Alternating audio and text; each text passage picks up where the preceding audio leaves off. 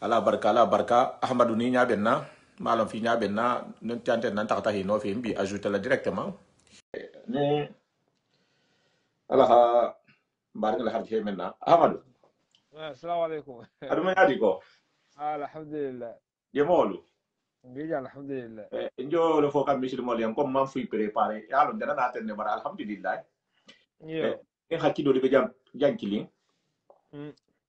ñoxom fa xamo se kele يو يو يو. bi mbena la le drom bena la le ala ko mbi konton na fo lo mba fo len kini se geni fama ان شاء الله ان شاء الله. ta abato siya kar sabati silen fayda mo holu nyantenna يو ما عندي رتلا. ñinen karolu siyata mogol amadou mun nun keta beta tunne abeta tunan he amadou fayda atahata bo alifal lema natale beta tahbo alifal ma ta alifal konto wala hake na beta fama barna ala sonta be kanna bola lema donc kabiri na ta fanan kori be kiri et puis démarche be kiri يو يو يو. asia be man kura bula la ordre la folo tellement que telbe kenyeri mambe hamo hamori man kolem ko mbo me o be mako no fonga na ne ngami sil mol konto يو يو يو. ala wala hadal kam parce que wala hadal be kedi mena la men kam men ngana ren doron hi nyabo silola يو. janni be na la wala hadal di la misili moluma janni be na la kumala parce que ngalo ne bata tahanya ita ta han fasu bala tuba يو. ila imasil jele je medwali alhamdulillah ala musila ko tafana soni ala tariya امين امين. wala mbore fo kam misili moli tahata je parce que mo ni tahata ise cross do le ke dulato alon ne mo be godol ta kan godol la tambol sekeleji يو. abi hasonia la sia ya hakul la sonia nyina na to blati kono ala ko koni fanan na ta jang bo hadu ka fu sonia ma isi itu benna mano fala écouteur lam o sali itu benna يو. itu benna ko di واسي wala ko ala ko parce que mo se godol la ala ko hadu ka fu sonia ma ni hasati la korosi mo be khata jirin ko men laje كم يو. i ha wolu kudu la sonia ala ko ifana na tar sa ni ha godu ni menga godu bule majang na tigo la mo be tuba ni tuba la ni ko na kirle mo jang bon ifana beta engagé wala isi soni tuba folo. tuba folo ko wala wa tuba parce que non mo fa suti non be fengeri fa wala ala ko ni men ha jobe godu la je isi ahmadu contacté mena la contact la de be fongo kilin to ben na le liste fongo do to ben na la photo ma ha safero la kan fanga sa partager ite fanga sa partager ala ko inso contact bi fanya me ni numéro dum bi bulu har jante ise numéro di misidi mol bajan ni be wala da dam tala ala ko men be la ira fu nyame nya ago ha sebe femba yo c'est très important. awal sina ça fait yo sina ça fait ma ha ala ta isa to partager fana sa partager ala ko ni meno hajo be bulari nya godi kula je et puis na sini hon fa mo sara godo masoto je bunya ka ni nguli aka to ni afana to inshallah awa ini misli mo libata fa ma fa i ma ni ka kan ifana shi konton et puis ni même bi bulu na wodi ma inshallah ngam badiri kon muslimi ala ko muslimi control ulma assalamu alaykum wa rahmatullahi wa barakatuh. Naam wa alaykum salam. Ngam sa musa sawane fanan kon la wakilo kan adru hoto kan ana do nyima fanan nafana. Naam. Muslimi ya dino faso ha fasa. Naam. Anin fana mol min fami lo rafi fana a video ni partage anin fana halasa fana anin fana ha commenter. Naam. Mi be tantu la hijaji fana mu nyane horom wala. Naam. anin fana haduwa albeye hadam ne ta musa sawa ne mata men ba le mela ni men ba a partager ni men ba commenter la albe si mani jata ken la banya nyimala dino me ngalan ko bi abata la mo bulu ko kan kendo ala mun dol da sabata mbul ko insha Allah min Allah ya rab anta ga shaytanu man shaytanu mo holu me be banko fana me banko me fana kanja hanta ngala bala ko na problem ko me be ma amin Allah ya rabbi ni al tala dun dara ala yini nya fana ala mo sabar di lamma je fana bonya ni ma di ma ko to amin Allah ya rabbi o fana ko la fana ko musa sawa na fanya men mo te jenne no hata afrique ata kontrol ke al falu la ni mbari ngenda nam nga atala subhanahu wa ta'ala hala yini wato menna anada akona ke wato wala fananna namo taw fanan keda wato wala ko na fanan keda fana halini wato me fana tanawtana masal insha Allah fo khaira nam awa iko na safaro ni fanan kono ba safaro fana ha yani londi sawande bato quoi nam amanke hafa kisotto jammen din soto ni yani yeyi jedi ngirabe lon la kudo fana bije sami ani fana haje kilindi la ko laysa khabar kal iyan nam yako memme ani hamenje inyala kilindi nam awa ko sambi je mbari ngel binda mo hoyal kono to wona mena ko modam tara wala ma mo nyanda hamento muta beteke wala mo dino da folo nam parce que na dino bi abe february beteke de dino kuma wala be kering bara abaro de kerinde akumol be kering abaro te kering abaro de kerinde usari ila jammo jambe dino rinde de jambe dino rinde de c'est ça parce que wala mo parce que nga ko sama korosile namu awa maintenant ka dino kuma kan lebe kering abaro fayda obe do har betege fanan no namu fatala hamel ke ni dun ke do kembe abaro kan namu bara molle man siya awa amo honni fanan be dekirin ne indela borin parce que ni la bot don to golle bi ko ni do yaro ni gol yakubalu men bi ko o sabula mo hol dekita fanan indela borin balu matala sembo di madoro ka hadi kila manyamina alayhi salatu wassalam amma min allah ya rabbi pour ye sembo so de sigdingiral to ani la satel ani la dingiral mo sembo so de inshallah namo menna mbaɗigel dino bi aɓe kiyeri betege mo holle mel ba fola ba kela dino ɓe kiideri wolla forla kemɓe siyari mbaɗa ha ke dino ɓe kiideri wolla betege nam awa ni ɓe ɗingiral to min ngalon ko Europe jani tata Afrique fana sadio kolɓe ñakeri de yo yani ɓe je sako godi kole ɓe jang godi kola han sijang yo mbi sowla fo ha godi ko wala ha sija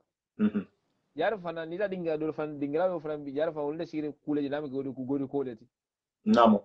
nda dinga to fo leti ba ni la dinga do lu yo inde sire fende na nami godi ko leti namo to molle jigo ba to alfa min halo no alfa min halo bi mana wol bi nin qur'ano metala nin salatu metala nin tasbih metala bi nata sibe jo bulu ni nata sibe jo wol bul bul bi ebe ko ɓe mbiyata si ɓeyin koole ɓolema ko noon joni amanke aba ko ha keɓɓiten nga sañi tamma kono ñannin duwa jago wonde de hake sañi i hagono dibul sayi neta siɓe je fonninkeli bo eta siɓe keɓara bolo inde ta siɓe ñin muto ñin amudata condition men na mimane wolema konde wo ɓenal don ta siɓe ɓe lala qur'an o hijibo ɓe ten yasin fana beten ko ko ni hal ni nabde ni albatu kole bi bebe wonyala bi awa ni ha ndaw hato yimbe wato men be baluga wato men konten ali ngala saha mo men be sanji binani bilul bi woro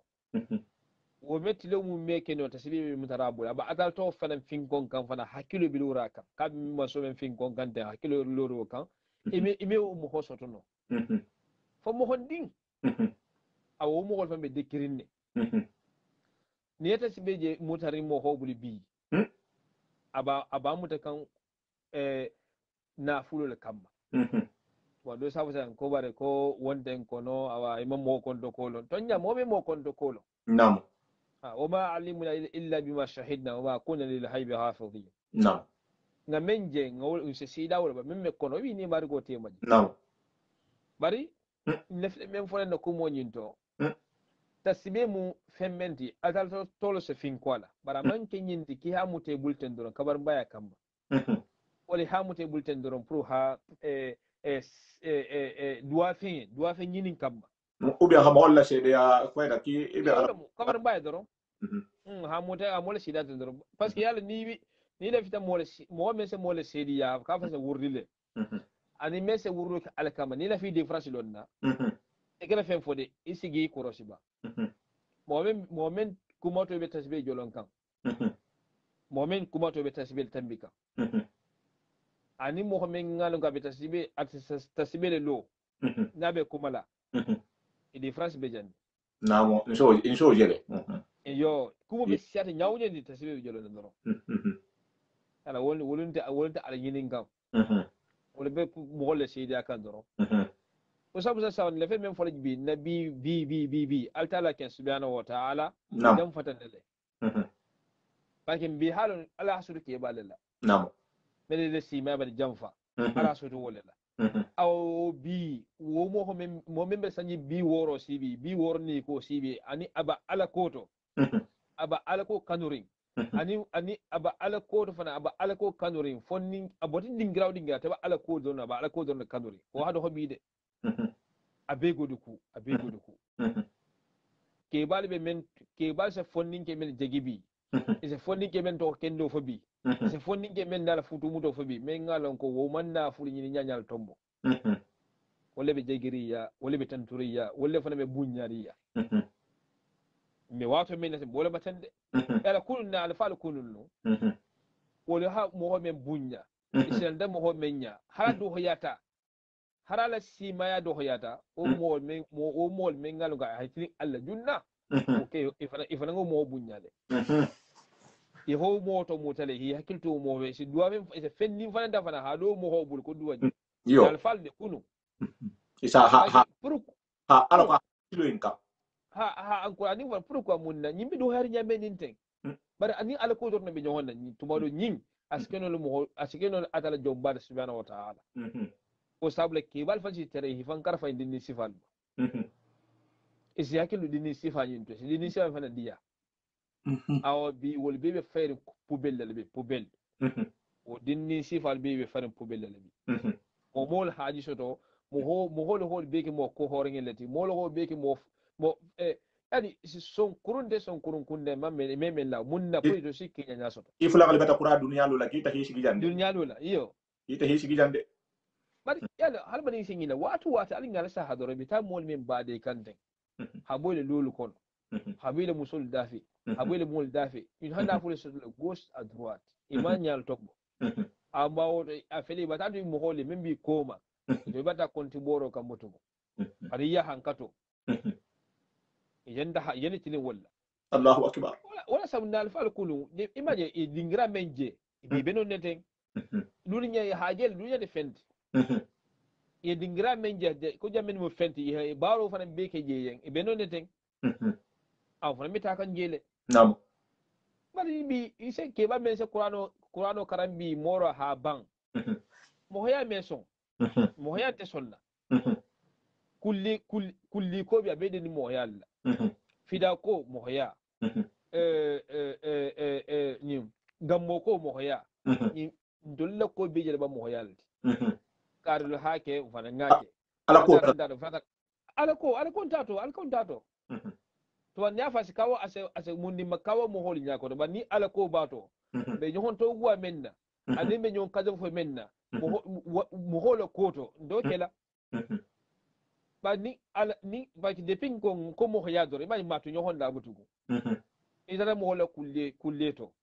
i ha men jiji me ngala ga amanyen kela wonya inda tulada idara mo wala manyo da dangato inda tulada idara mo wala fidawo to inda tulada idara mo wala gambo to inda tulada do fe man siyale mala hayntala nyamendi awa karta siyale awa amman fendin tama awa mala fanyi fangala alen ko sigja o dorne be keri nyoho fa fatin doro awa hantul la bujan ko ta qur'an karan na je faida wa kemilu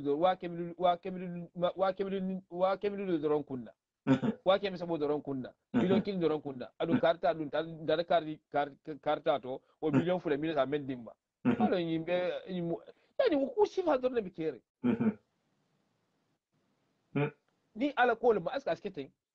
wonte godi kunta no mo yalla ko fofole ben mo yalla ala kunti je mo yalla be je wala ni dino fanyi banyi mal mo ha ko ke men manke ala kammat e goson ne me kendo tigolu adara subhanahu wa ta'ala ko muhammin ngal agabla sikinde ke sila fo muhammin ngal ko illa man ata Allah bi qalbi salim sonne me kendo bo men la ko le mol men halon ko isa ku fo isa kutu alaye isa kuka alaye isa mo kanu alaye isa mo ko alaye ni mo holle mu nyine se kisi al ajawlo le sini Allahu akbar atala ko wolungo لا ينفع مال ولا بنون إلا من أتى الله بقلب سليم. نعم. أقول نافلو دين فين وفين نافلو بيراتو ولو فو أدرى سنة من يما دي مما من سموه كانوا عليه أسموه عليه أسموه عليه أسموه بل عليه أسموه جوكي عليه أسموه كنت يوها عليه يقول دون سكيسي ولو ndo mo yabi wora beje ke mo hokoleti mo hokol doron kar hayin ke ndato fana men kila tato kare bata ku kare yin ke fana ku kare yin ke wala fi ma ngam mo kulle senya na men kaynet kare haga mo kulle fana ngam mo kulle kala ina asiyaw kare bata yin fidaw kare ka ababa fana me fidaw kare kala baba ina hasiya ba do sa ko khayda kol mu an ya hanyo honnato mo kan ما في موقع يا حاجة ونداتو بقى أكل كم سبحانه وتعالى لا في لنا فلا نامن كألا كم مدرو إنت إنت كوتو أم با إن بمن فلا بعدين بي بي هي أكل يكون ولا كوت يكون بي ألن تنا كوتو سبحانه وتعالى تو نيوري ببنيارين ñoo ma kumo buññaari ñoo haje tiñabe buññaari ñoo fafa jolu fanen badinge kam ha Allahu akbar badinge kam badinge kande wala mun da man ga kesi ko mo hola men milo la meli hilo mbolo batande wala bi kande de silo yi ma nga ku samna korosi nga ku sam fanan hakiltu la fana nga ku sam korosi nga ku sam hakiltu bake ala wadi ni nyasa la lorun ko do be jelika sike mole ko non ko be sonni no me ko mi batanga kan kun wala le wala suma wallahi ustamu za sawa ni balu tabi ikun way balu to wala ni faale mi faade fangale Allahu akbar wallahi summa wallahi parce que maintenant ibadi masutunga ban sayinde ibadi masutungo yeta hodannan saten yinda ni alu leje lu menna la sabonde kamalla iba fola ko dun saral mo ma fi ngasa ko boma e bar nga habang e hata hadan dan sate ibadi masutungo ne ga ko bari ibadi masutunga bang yo eta dan saten yinda yesi je lu menna tisabo me tambisa ko dun saral mo ça fait bataille na suno ni ngumen ta bata ta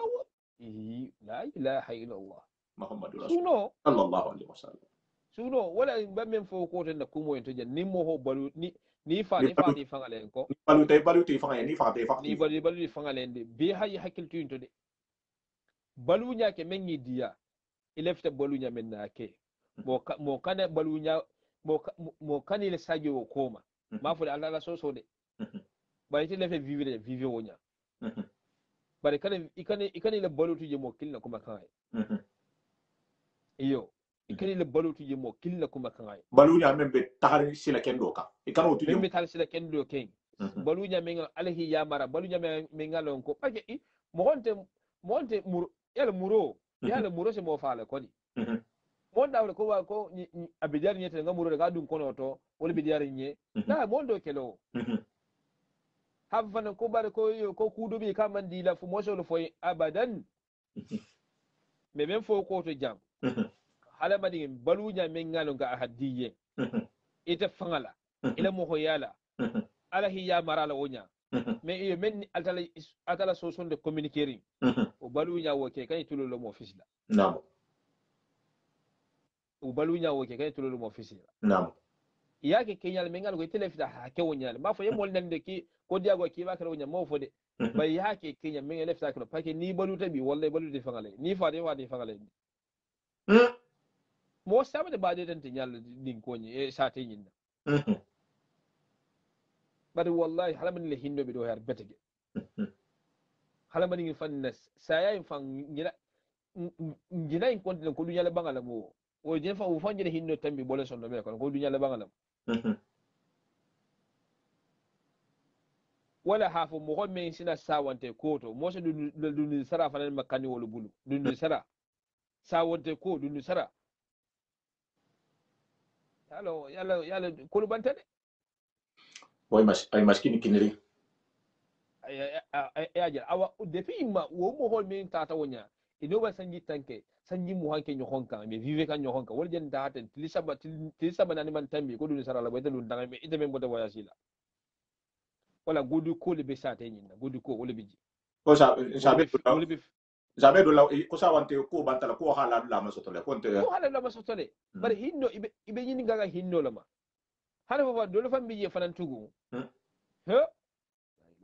do fam biye tugu fanan tugu se pagay fa ha tulungo ke quoi tulungo ha ko mo maril be nyam mo rese tulungo me fanan sawante ko tulungo bato fanan kumo ke ja wahati tunu ko ba ko mbembale ko ba ko tongolo mo donc ni alay mamado ho mbolu kele jannu ngado folo to jannu alay ba fodi pardon alay ba fodi donc wolu mo kulle to ustadi folo to telu do man ngenu na sati la nim fatu ketanu suno sitala hallo ho kun kele ma fo suno danna tambo suno te me limania suno asitala hanti dijalo nta harin ter din kortolu nin kon kombe isa nalva ala ke ku kusawante ma ko fato bidin kelete ça fait hayita komenta hata kalna be ni hontole hayita ko to nyale mo kabe kirine wo waxtu kuntunni wo sida tambile mais nte takatale fongo do to kawa kule mo de mbi sate nyi na sate kilingai no ni mengalo ko ni fato kata bunda kilina sate bele sa suno ke bari nata inde je lundo tahata ndoho dole la manyo danna biji manyo danna wolu manyo danna membe sate na mala na manyo danna woro ulasi ntel tahata manyo danna dula nonne ndoho kafuni ho inata akon ndoho kai ko barki meta kon telbati makono jambi ko beti makono jambi ha ko banga le ketaw kon tarji bola kon jibalo wala badi dula ustad fana kawa tawlu kawa kuya tawlu kon jibalo wala badi dula ba itri janna sate to kuntule ten foro be janna sate men no ni ha lon kon mo kilinga banta sate be pembe mutare ni mari fongo abesa anile le folo ko parce que ko fato de janna ke ko han lo ko nga bala kon sina waxati ko tamuta wole mo hol batan nanar mo parisi nga du betta la beto manyo fo jimbe fo bala la menta hawaro wala si java yana tahala habadero ke hay khasagin telefon amalo membe mutarin sa tie kono la atari tu habo bado la nyame khana tara godi faydu la jamaatu tu wai he usa mebe mfo ko te jam moro ile kuma kayin fam masala ha a sementa dundi ni fata bi wonde mo la kulle bayila ande mo nyanyo ho bayila ande le mo la dun sara ma kadin anta bayila mo la tabiri ba fana tulo ni subo hata bi lo ban ta bayila ani mum fana tugo nga fa nyadi ani mo fana namolu me nga ko tulun mi nyami ma barina tulu pagay be nyami nda anta bayila ite membe me kan mi tele maten memba ta wal ta de ite membe me kan de mi tele anda bayila balu wakale ke fangati de i wakalde ini margo timi atebe mo hoyanyi yo ihe hakil du betege mo hoya yindo mo hoya ni ihe hakil du betege mo hoya yindo mo hoya min ngal ko ba fo ganda ko mo hoya hakil du betege ibe ko kela ani ibe ko fola hada lar ala kan subhanahu wa ta'ala o kola ko di ko to manyulla nyim mo hoya yi min mebin tebade ma be jam fa siyari abe nyoma kumo siyari abe nyoko kaje fo siyara kanga la nyoko na ba siyari mo hoya nyo atese be wulunare ne den go sa musa ba sa wane te masala anata na kulle do fami dala kulle do munna anata ta do fami dala ndita ta do alkam bade ba anata ta do fami ta awa hanyin kenyen fana ba kelai nda kela ay alkam bade ba ha kenyen fana ba kelai aw fana be ni nyoko mokku mo le be tala nyoko ni nyoko kaje fo be tala nata di ya fana fiji ya nana da safo nana kare konta jangaro ma bari iko noho amanta ala kammade atata dron ba ko abadin dole miti wala idata inene batana konto wala mo hayado bati atati i wodon kamma amanta ala kamma subhanahu wa ta'ala o sab no boti ya a fish ya nyala wala asubida fish la wala hakila fish la mira sa foyma wanda ala kuto yinta ala kuto liba ala kolto ita ibote mo tada mo konto aya ibabe te mo hole konto fil kudo to ibabe te mo hole hera kudo to e ngay be tara no iso isi dabito male yalo ka ala me tada ala kol wa ala nyabi la subhanahu wa ta'ala imaje ali minyon kan nyame ala sa hadoro itulo lo badin do la babe kuma la badin ma nyamen ni mo memma hinno soto no ha badin le ngaybo le sutura a ha badin le ngaybo le sukki a habari de ma habo kon na fili koto aske wose hinno ne miskino ne fuarol la ba lawo kala ibani na sadaha de miskino ne fuarol na sadaha bel nin kameral data na sadaha bel nin jalol data na sadaha be non dum si sadaha me ka sali batata mo bati dule maridi to be tara golu wotu mo sala kibali 1000 euro bo be 1000 euro bo fida miskino ne fuarol be minto mbadi torle be minto ala ñoo ñini ga mbaadi nge wallahi suma wallahi ite men be takande tahadi kani lo e kani to fonyo e kani jefana min i sonso mbaade continente i baadi le biji fo haro le biji munna pour kan de baadi nge torli ngel de mala munna ngay bole benni wol tema parce que madama wolle balo be ma jigiri wonya doron dole le barko be folo wol kam mada wolle balo be ma jigiri wonya doron dole todiya be folo wol kam mada wala balo be majiri wo dron wo be taranto le ko be to le tarala fenne men ngal ko ba balo jifula hadima inde ile balo ni tahala ba be taranto le ko le ning sira jamen fala ni sira jamen fantugo hatima kumala anala man nyinke nyinna hilo na karto janne nyinna tumbi janne moro na ko man diaye bare ba bi adinga men tel la maroko nabi ile be caring awani be bari men ti machine aske to si no fu haro le ba sino no miskino le ba mbata alanga ko lambara nin sal data wata men sal luweta lumenna cameral nata je jama be ma be te alanga ko bol anga din ko sadaho men fan ketu kam men fan nyama ne kam ate ko do modla yabi misilima kendo se ko do mo ja betiki king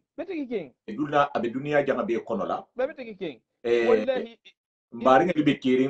be kirin abe na satili kono abe na hadilo kono te fa be yari memma hafo ko ni ngadi nyimma bi mbe barajo sotola ento sarkatu jari ya me wole do la muyinti barba mo hotte tarlo kalama wo mena ke fongo tinto kela ma fo misidi mo be beten bar nyinde be siare membe siare mbolo fo ya ausama akedi yale mo hobe mba fo le ko mo mes kuma ka inda hano to afanga ma nam kuma kan banda ko ano te fanga ba kuma kan da pour ni ibato tenne kana ke ten nam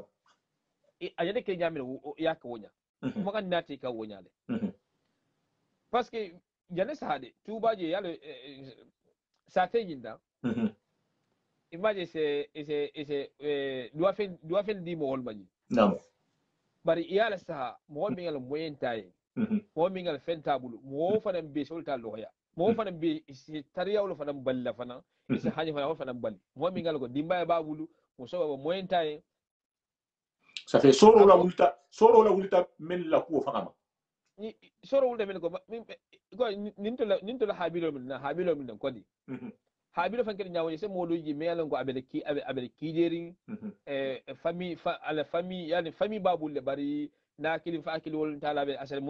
mundi le kidi wala halata wol bala bari moy atala moyen kayen wo sar be habilo be tole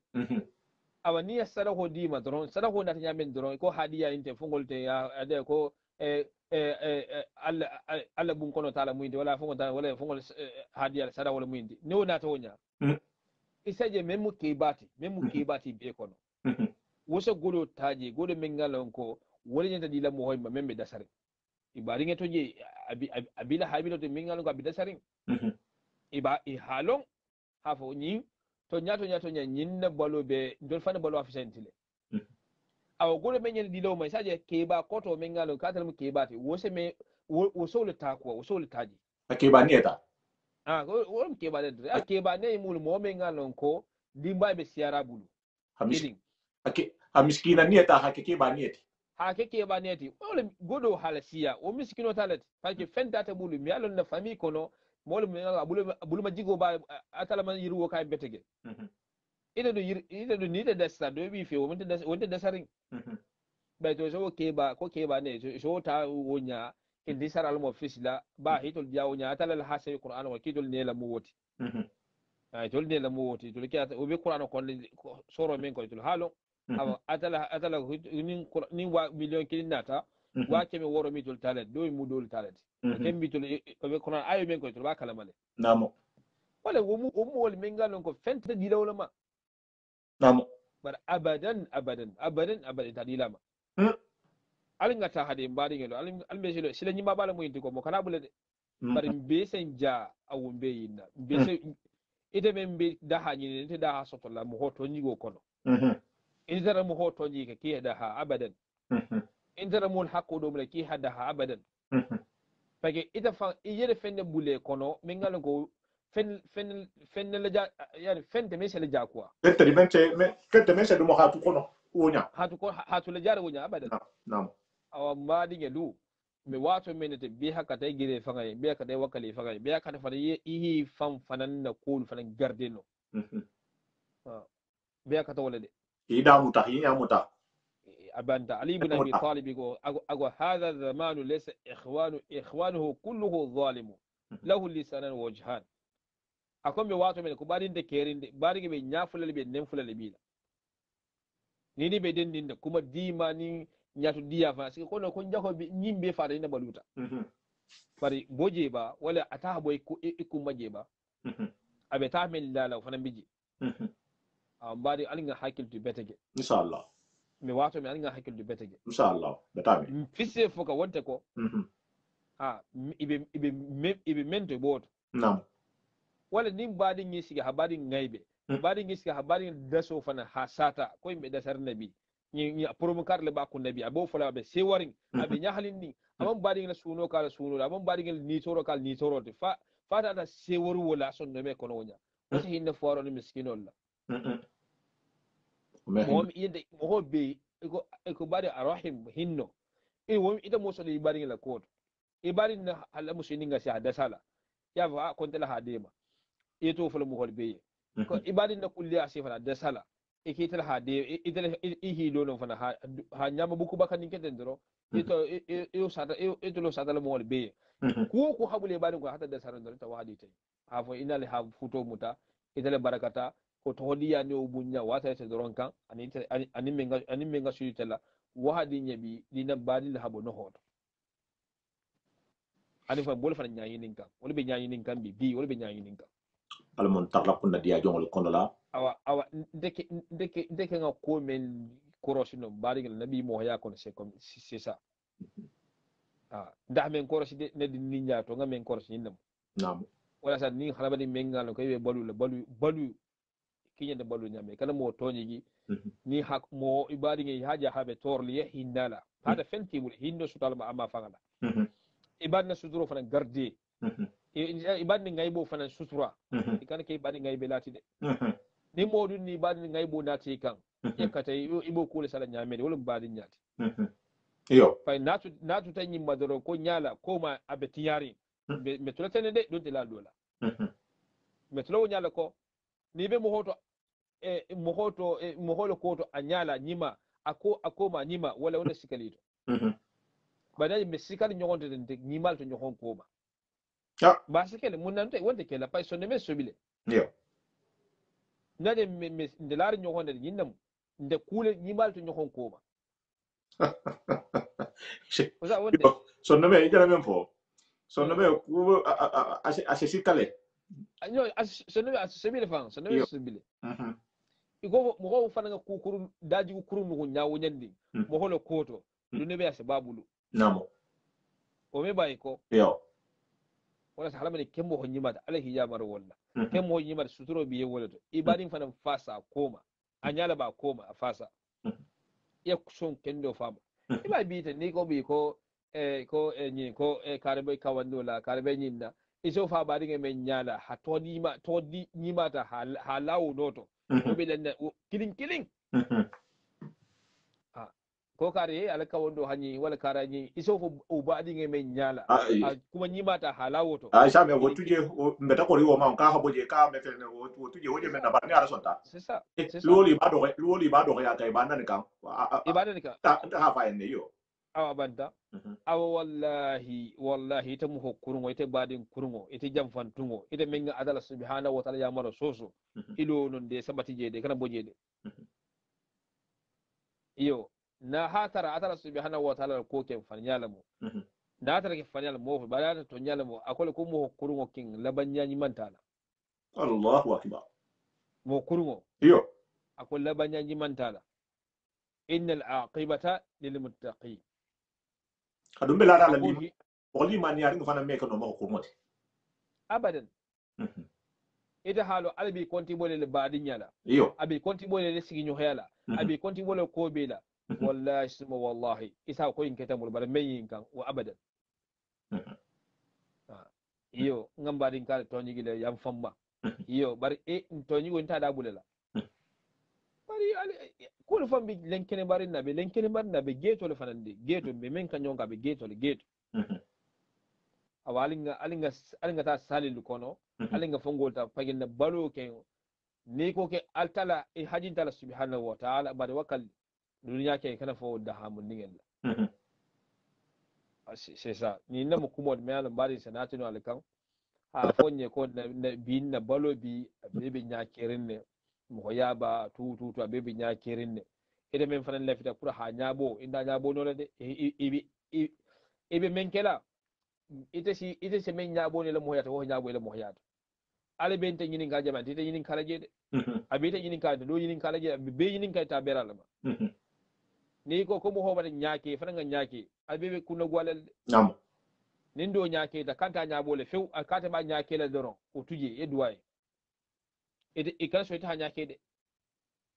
ida ta sunne me seniya kan doron ite badin suturo kan doron ite badin fasa kan doron ite badin dema kan doron ite fana ha kuken do sabaha da bule badin dala ne tana fantare ikan fana tano tara ibadin fana kai kata ike sabuta ha baka ni dimma bano kan fana ya tar nyami na to wonya ikana ngai be iki fanga dan ke bari kana se wala ikana se wala ha fa ko foyinga ke ko ha se ko foyinga ke inale ibar ngala kanola ke inale awa ni ho ibaje ustaz musa sa jangar do be kere mi ko tension diabète be nyamen baadi ngi la sia be se war mo hollo wala de yo yalo ntulo lor ne nyabi lori nam jangar ha do mutale ni wo men muta se ngonyinde nga kuma kam me o baadi ngi fande fa no fambe fa hakili nam nga kuma kam me wala kuma ga wasu hafu fan jangaro fan membe ko tension o samo mutale mo watara wol fami ko membe se wala wallahi wanda da jabete go fanga mo ya fan gonyele iyo tension jangaro be na ha mo mutabutugo c'est fini hafu mo fastaro fan fami fan konole wala fa hakili wada se wala hinno banda ama jelede ite me ma jele ka wonya se wali de me se wa ko wonya indala ban mok tension ni diabete mi muta Allahu akbar wallahi usmu wallahi so yakilto indo betege mo men be se wa mo wali jangaro yinna wala mo wala kulu le mengal ngaybe ko le mati isigide i be se le banku le menga sawutati ba atalante shino hakawo namo kila ko kihi badi majele kuwo kula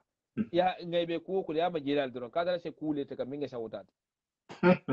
altala dum ha wallahi la hido lam inna allaha la yukhlifu al-mi'ad la ida ma so abadan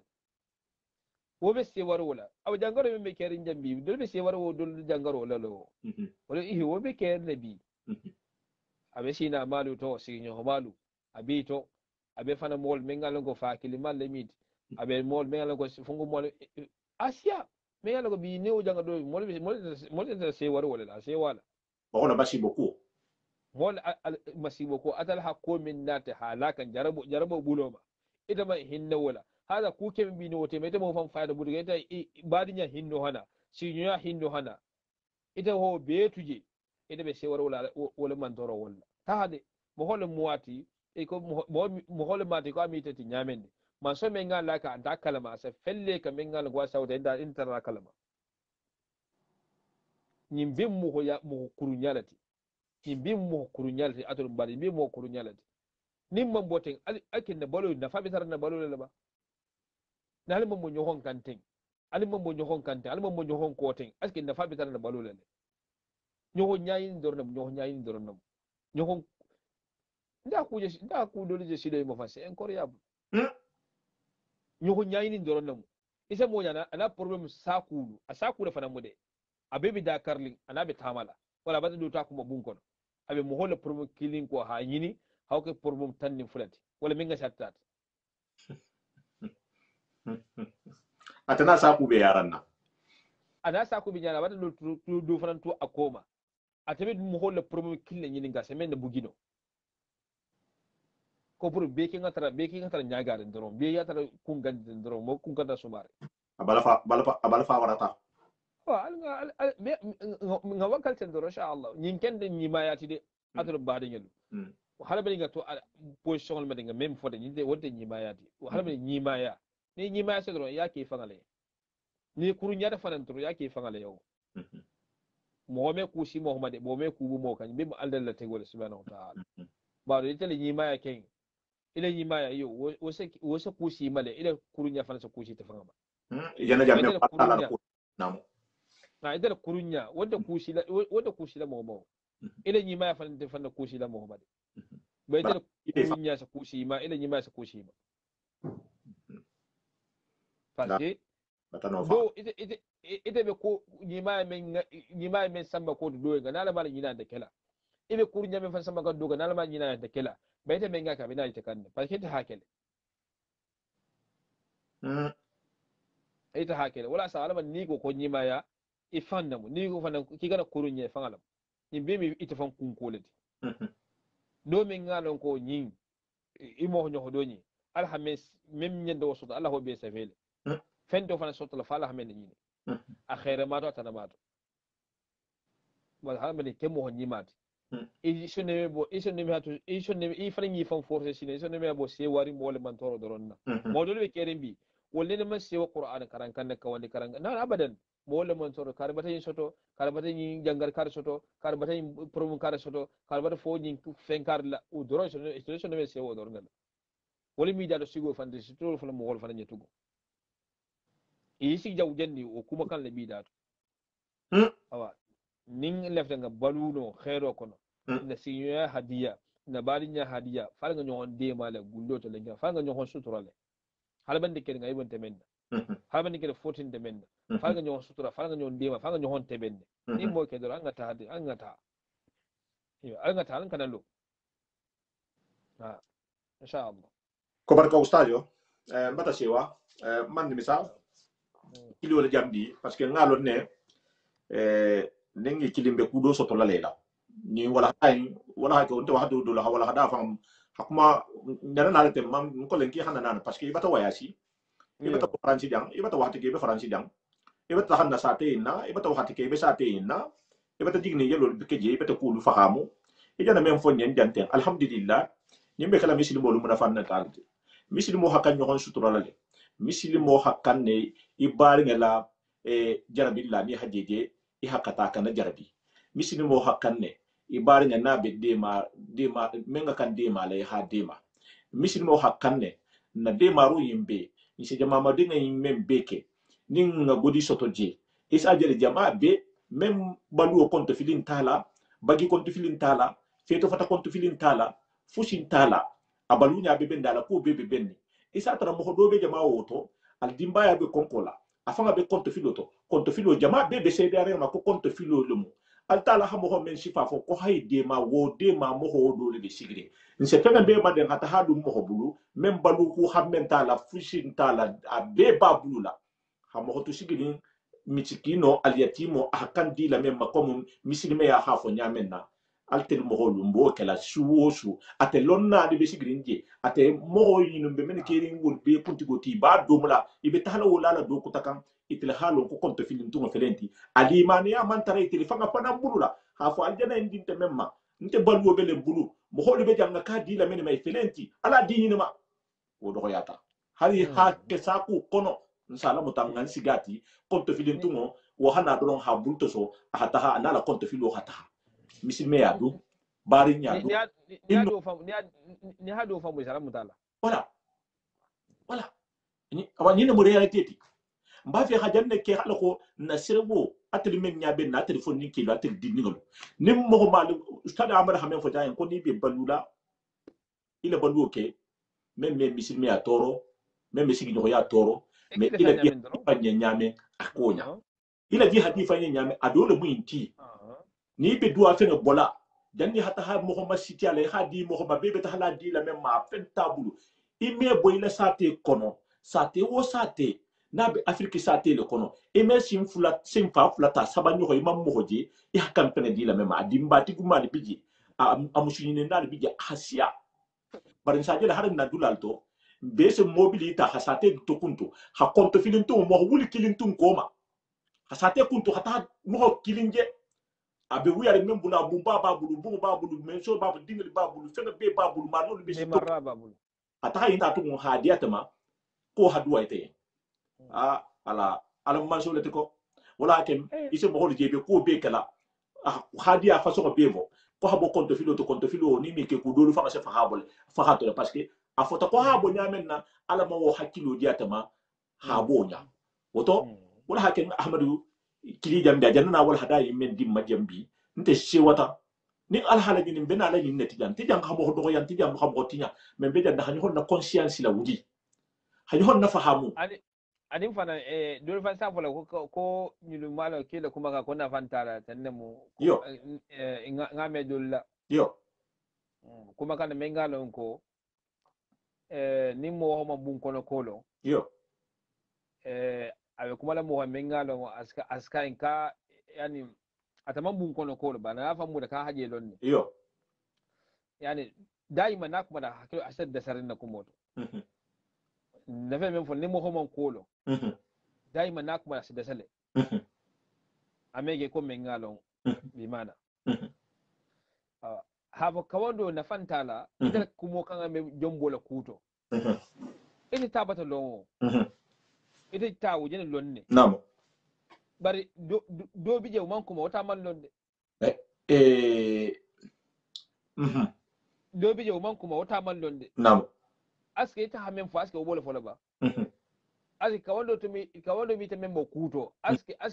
o fana mo nyala ba yalo momolo bayte bata yita ka wando ni na fantala mi ta bo kawando atul fo ala kuma ka kona faja mu na fambala kuma ka fangala ite men bote wo fo mati ite tabata geya lew mawto debeje kila sala ada subhanahu wa ta'ala fo kila ko kawando ke ko ba ka wando ase mo fula abole nam ako mo kunna deni mo kunna godu nam kawando be mo fulule nam mo kunna dedu kawando sul na fale abadan mo ni ma altala tu kuma fo nyala e kuma kan kendo fo nyala ko na fantala abadan fa wana fata idan mo min ngalo ala ashqa ala ma tala hanni de ma he kunna diya ida sabala ko kudna fande kuma kanyin na naf kuma na faja famenna ida bala de banda ko mo yininga ida familo ninne mo holbulo ala bul altala bulu adala hi mo fan lonne te fanna kita mo ida be mo category mel kono ita sabari nanti ita fa kan na fanti te yale ita iso woje doy ustadio ala mum benna sahaba ma amin nten di menje nten no atedu dodu la duma no honto ini nyoho meni bijan meni sena jam mbe man so tantu la man sha dam parce que ni tuta imi asafe no imi akaranno ini lonna di benta limani an tugul benta meni nte fusi inna ko faha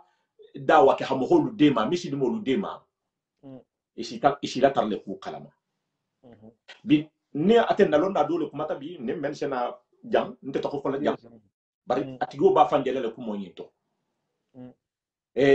hala mo holbe kiri men se mo hola sentania men se mo hola dusla bo ite janna wala hada men di jante wolle tambi to te sigirine e bati jigo dai so ay kana odanku ko ha mo holu sabote sabote ro mo jota ja fanga de tinyala parce que ne min bitela ni ngane men batela wonte ki bi mo be ke ni tout ce tay te balu nya la bi doron itelin te fusti mena alquran kuluti butu muy mena hadisa kuluti butu isena ni la baro ku mo le kan awo ko ni ni te tambe ku mo to bi ha sena ali le la ko fo bi ali ke kende bala monsieur rasulullah la compagnon kende bala mata muslimi ade ma le peteke ani kafiro dole ha so to na hi kafiro in na wuli butum ha te digo la hala fa la wuli ka ba tegela kafiro hadaji sarama kafiro la daji sarama a hala fa la to amanna siama amanna afenga butum kafiro kai ko ki dum bi la fa la ko bar ko be kele kan ko mun na ki man fenge mfa ako konti fa la ko mun na ako ko parce que ibata daji sarma ibata njiso labo din nati fa jan sai abelon na nyadi ko ngi fa ha men ken na wala jana ganna tuma do ko nyani fa hawle late amanke ala kuoka se bata fa ham ni be mul ala ko ni be ko men kele ake ala ye hake kilaye mo holi be kele mo ni be bara ala ye ba kele kila kano kamale be misilimi ade male be mo hol de mala ko mo men je mutarinte mo hol be kele ne suwa ni tilo men bi juso la bora men be kuma do foli ala ko kise ko le tudie ala ko itri se nyasuma mba fa le doron ko nyasuma ti ye butugu parce que ntel ke ku men to jan nyinte bulata au contraire wose misilime ken do be a renforcer les hashtag sembo dili ma hafo mo be keri ne menin te kuntan ma fo itele ha nyaaje butugu o do bi woli heila woli jana decision men ta ten woli ho tale parce que firawna ko le ko ala le moati voilà mais mo men se la fili mo do lu fi hay hakilo maylama mo be katal dron ala ko wolle se ko lu fahamu so le nyinin ko c'est ça voilà abanta iya men foto yinna mu da kawando yo har kila be kawno kila makalu benna nam groupe kila fulal duo nam dole ko ha ni kila ni na kuma to nyaba to ko dole ko he fan yalam ba c'est ça depuis alhadu an kila mo holna to damuda na bul handu nya banna lu menna yinna ni to nya fu sa yinte altala ha men fa ni kila fo groupe kila fulal groupe do lu wa ko to nyalam ala ha men fo yinde mu to nyaati groupe do dum shaytan hibu shaytan dano groupe olbi nan lebi ngay bila ikki ha men yo holla kila ka alayhi salatu wassalam nam ni groupe fulo lebe ki do se men fo nam baari ngel sinembe ata fan tala men nam baadi la koto ngata groupe killing men sa atala kuma kan to nyandi ason adala kuma kan ma son kila kuma kan ma akuma la fana membe kuma kan tambila fana son kuma kan men ngal asina fa ason fana hata ani so ko fana be da son aso wala o fana mo honyima ya balti de nam alima di be mako ko kuma da ni so ngabe direct iya kuma la nyin duwaye ya tantu fana ya kanu o man siade yeson fana kaje men fana fo mun chongol de ko to nya so mu son kurngol de ngalo ne bar hambi basa galo no tugo alam kuma la baraji ala kuma la o fana mu place balti atala ma di mo nyaade parce que ngalo delta men ni mo hakuma fo doron kawandala kuma fo men ngala ni so na doron igana mo kunta go danku igana mo fufa fo danku igana barakan tango danku igana mo kulubalo danku nyinde ko makal safo wa san ta fo je har tubaji nga fo je ko ni mesa ko habi alam karid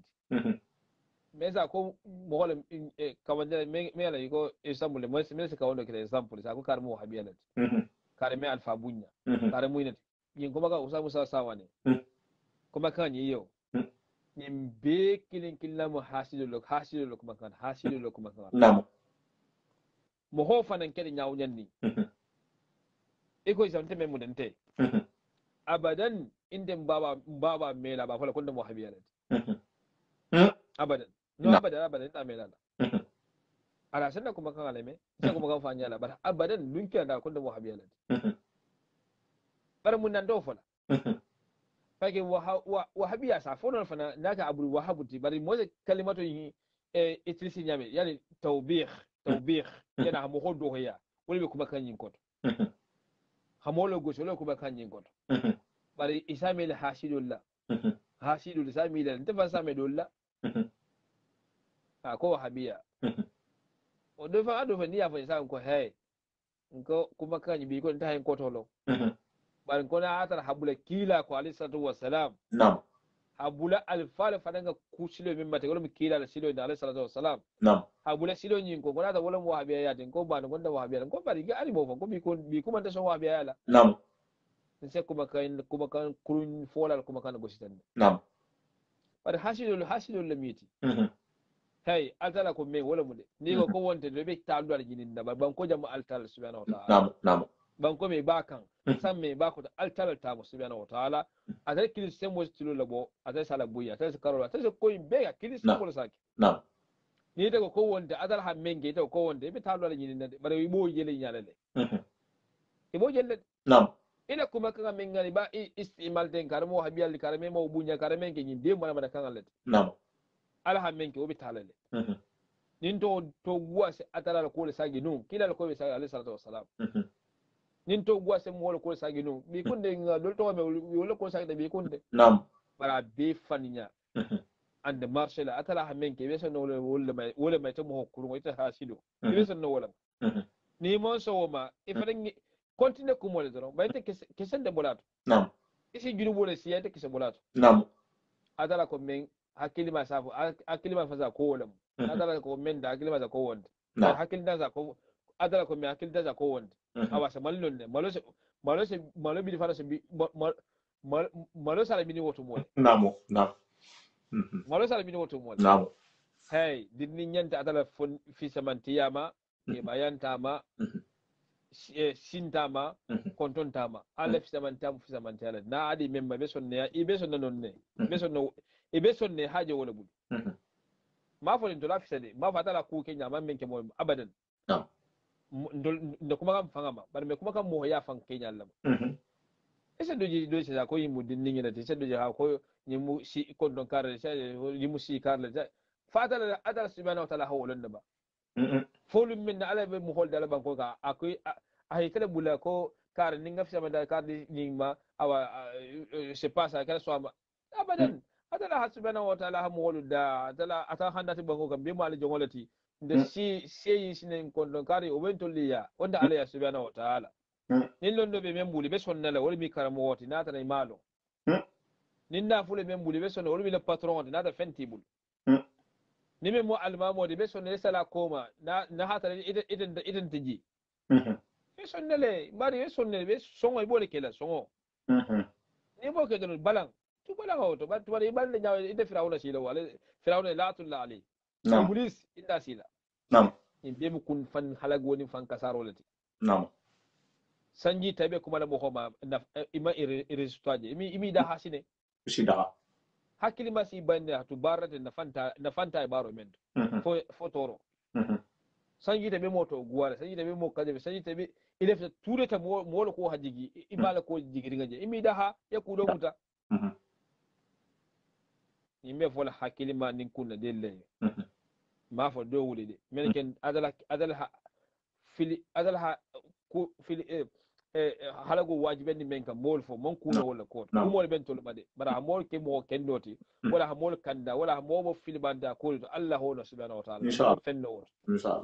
inshallah bade hala konton doro na alinga dono le fiya nyon ka sine alinga nyon fo buluka alinga nyon ngai buluka alinga nyon dema alinga nyon sudura ne men ngai me ana fami ta ni ma me fana a toro na ngai boni aya hankato mitat inshallah Ustaz ko be doit yen si mayala be doit yen jatikende ala et puis mba fo yen e hanna na fongo to ben be men to talala sini nga ko nga fo adam to la mba fo la bangala bana et tata le mfasu la wato mo lu haju se bula godo la je tuba ni haju be godo la je ba fe ida mo ha godo masoto je na ustadi felenti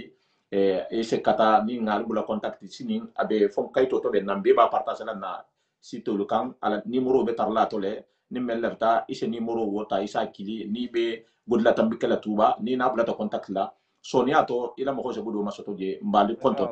afali yanko sallallahu alaikum wa rahmatullahi wa barakatuh